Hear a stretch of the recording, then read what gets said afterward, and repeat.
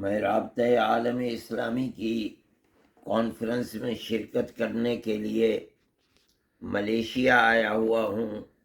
مجھے یہاں آ کر پتہ چلا کہ ہندوستان میں راجستھان کے شہر ادے پور میں ایک واقعہ پیش آیا۔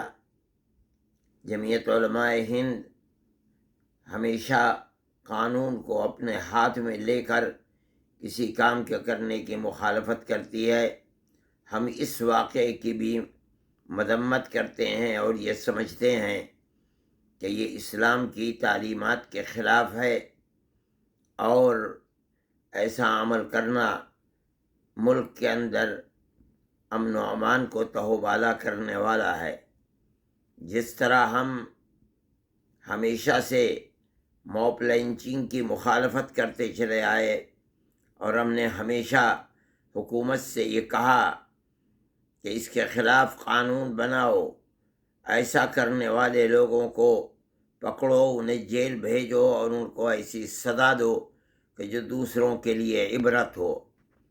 ہم اسی طرح اس کی بھی مذمت کرتے ہیں، اور قانون یہاں بھی اپنا کام کرے گا۔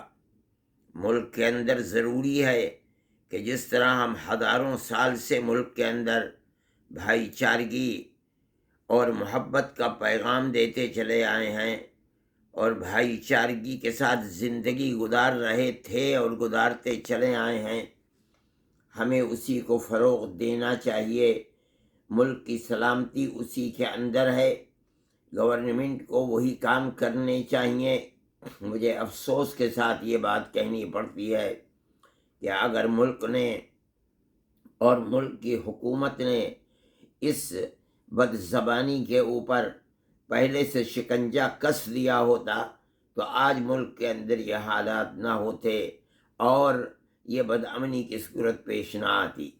میں پھر آخر میں مسلمانوں سے جمعیت علماء ہند کی طرف سے، جو ان کی اپنی جماعت ہے اور 100 سال سے زیادہ پرانی جماعت ہے، میں یہ اپیل کرتا ہوں کہ خدا کے لیے ملک کے امن و امان اور سالمیت کو اپنے سامنے رکھیں اور کوئی ایسا کام نہ کریں کہ جو کام ہندوستان کی تاریخ کے خلاف ہو، اور صبر و تحمل کا مظاہرہ کریں۔